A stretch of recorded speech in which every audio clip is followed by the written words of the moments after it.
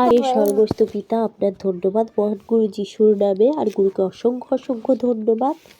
তো যিশুর বচন, পরে তাহারা লোক সমূহের নিকটে আসিলে এক ব্যক্তি তাহার কাছে আসিয়া জানু পাতিয়া কহিল, প্রভু, আমার পুত্রের প্রতি দয়া করুন, কেননা সে মৃগী রোগগ্রস্ত এবং অত্যন্ত ক্লেশ পাইতেছে, কারণ সে বারবার আগুনে ও বারবার জলে পড়িয়া থাকে।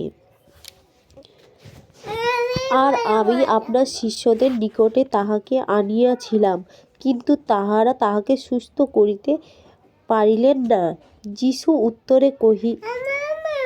করিয়া কহিলেন, হে অবিশ্বাসী ও বিপদগামী বংশ, আমি কতকাল তোমাদের সঙ্গে থাকিব,